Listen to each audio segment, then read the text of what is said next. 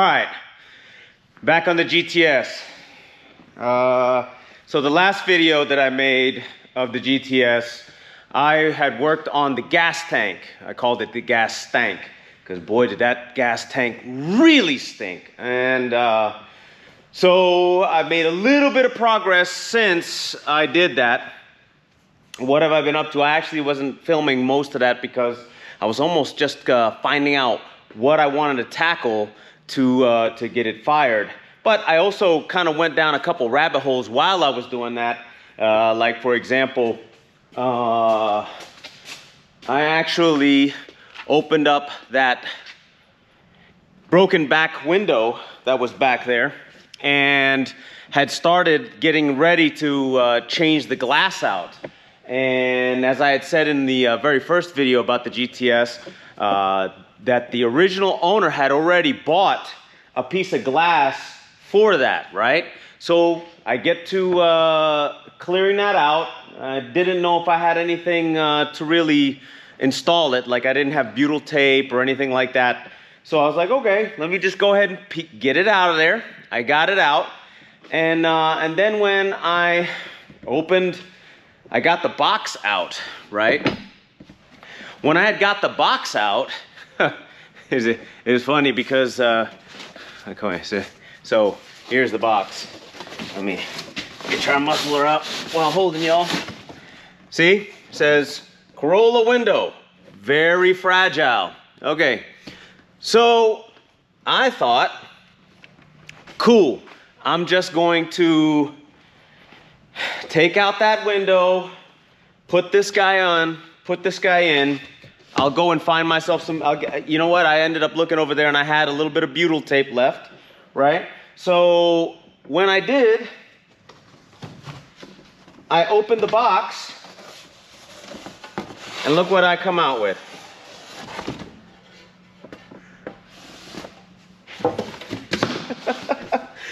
Can y'all see this?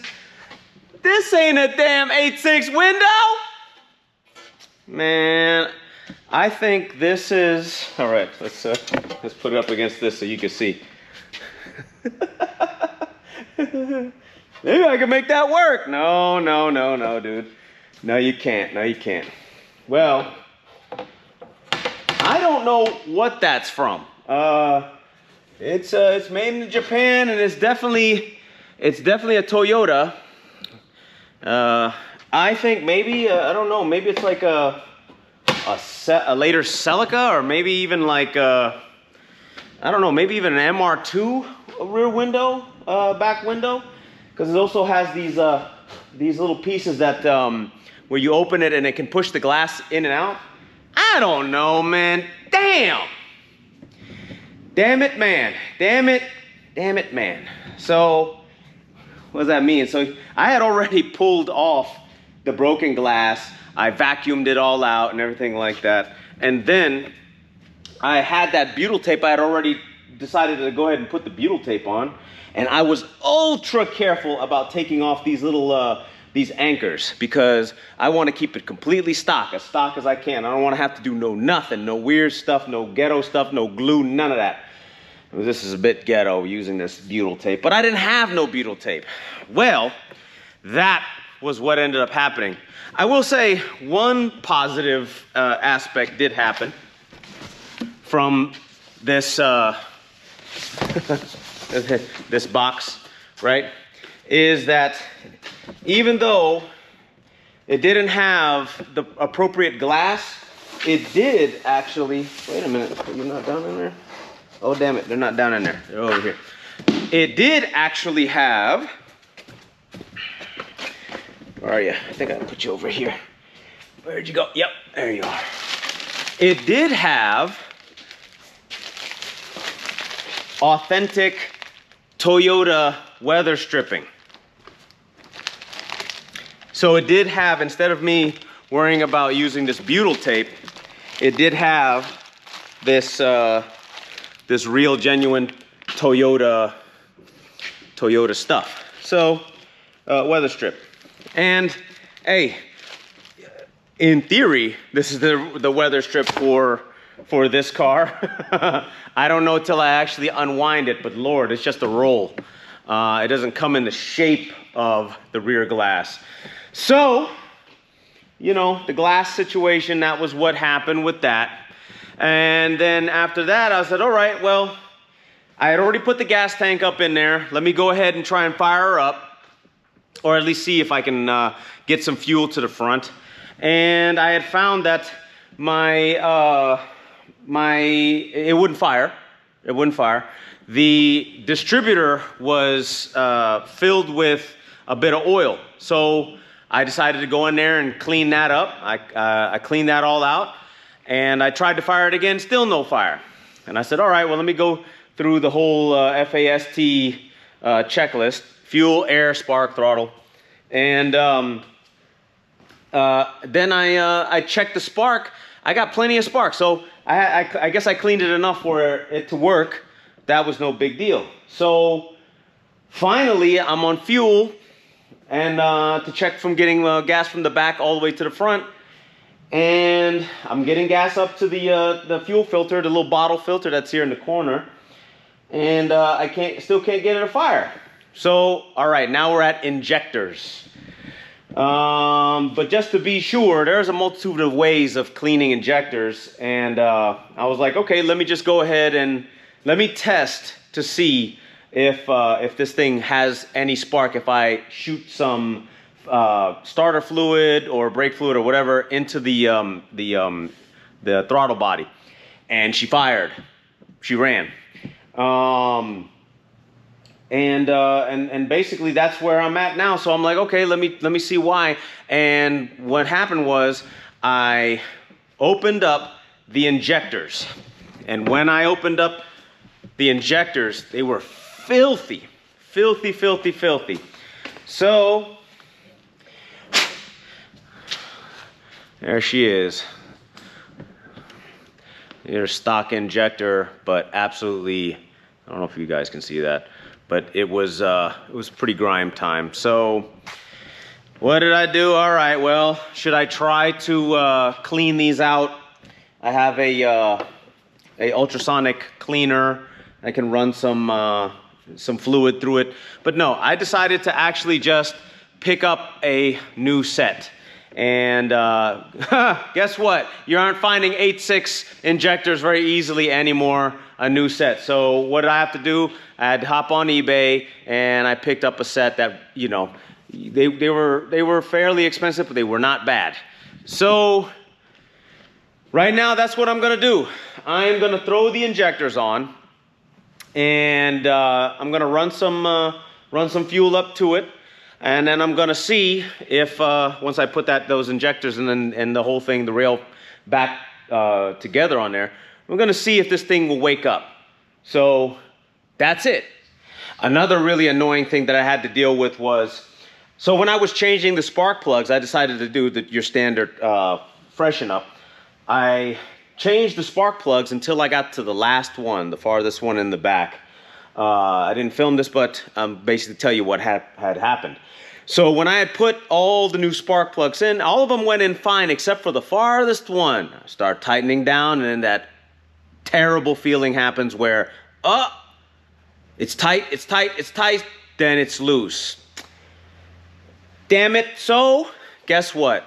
So the head for the spark plug was stripped. That was the spark plug hole. Now, naturally, weird enough is this car actually came with a spare head, and I think the other guy, God rest his soul, I think the reason why he had that head was he didn't have any idea how to deal with some of these things that would pertain to having to put a new spark plug hole, and I have had experience changing that out. So what did I do? Well, what I did was I purchased this tool right here. It is a spark plug chaser / tap, okay? So if you can see it, yeah. So this right here, it has these dual steps, right? Where one side is the same size of the spark plug hole, it's a chaser where it basically will thread down into the original threads that the spark plugs are, right? This is 5/8, I think that's what is in this case. So that part actually screws down to what's left of the actual spark plug threads. The second tap behind it right there, that actually makes a larger hole. And what happens is you run this down, and it slowly carves that out. Well, what happens once you carve this large hole? No, you don't put in a larger spark plug. Yeah, I know you're like, oh, let me put a bigger one in there. No, I don't put a bigger one. What happens is it comes with these sleeves right here, right? And these sleeves, I don't know if you can see this. So it comes with these sleeves. It's dual threaded. It's threaded on the outside and it's threaded on the inside. On the outside is the same size as that thread on the tap, and on the inside is actually the thread of the original spark plug. So the cool thing is once you actually like carve that in, this one attaches and threads down into the hole, right? But at the bottom, I think it's on this side. Yeah, it's on this side. So on the bottom of this sleeve is this tiny little like spines and whatnot.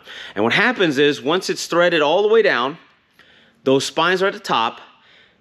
You get this particular hammer over there. This little, excuse me, not hammer. It's got this little ram that actually goes right here in the top with a tapered head, and it spreads out those spikes and it bites into the aluminum. So that's basically what happened. I threaded that down all the way to the bottom after I cleared it out, smacked it with that, spreaded it out, and it bit into the aluminum. Now, when you actually tap the head of one of these aluminum, the aluminum head, sometimes you get burrs. Not even sometimes. You get burrs from the carver, from the tap, and pieces go down in there. One way that I like to do it to where it doesn't stay down in there naturally, of course, you can blow it out with compressed air. But some of the things I do to mitigate that is I also put a very thin, tiny, same kind of like hoses that you use like in an aquarium, and attach it to my shop vac and pull out the excess. And then during the process of actually running this down, I take grease, thick grease, and I put it in between these little sleeves right here, right? So while it's carving, all the burrs and all the excess actually gets caught up inside these little channels. When I pull it out, I ease it down in there, and then I pull it out and I clean it off. After every maybe like 3 turns, I'll pull it out, take it out, put more grease, pull it down, take it out, get more grease. And then you can actually see, because it'll clean off the threads, so you can see just how far you're going.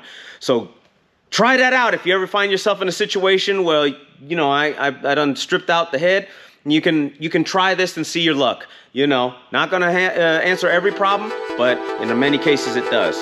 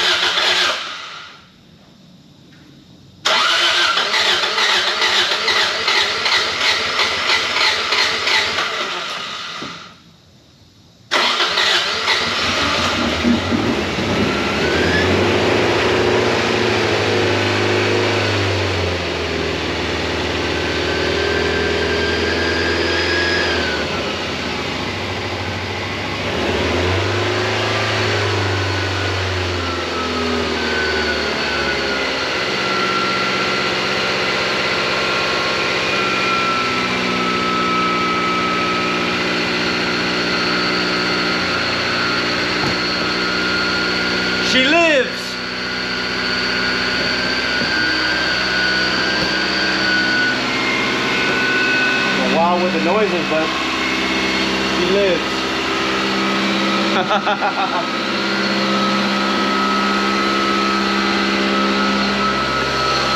See some smoke, but probably just from sitting. Success, baby! 86 back alive!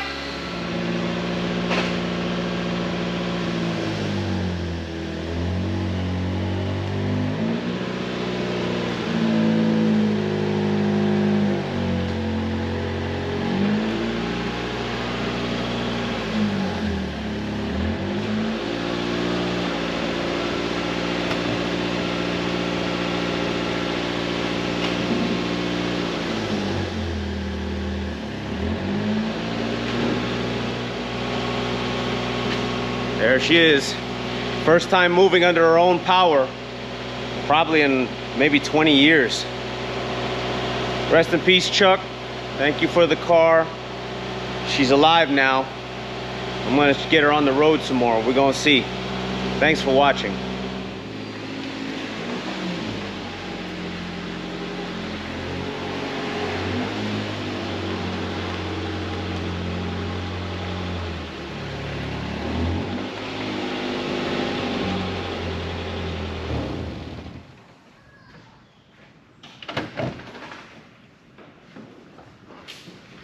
And like that, she's back alive now. Gotta work on that door.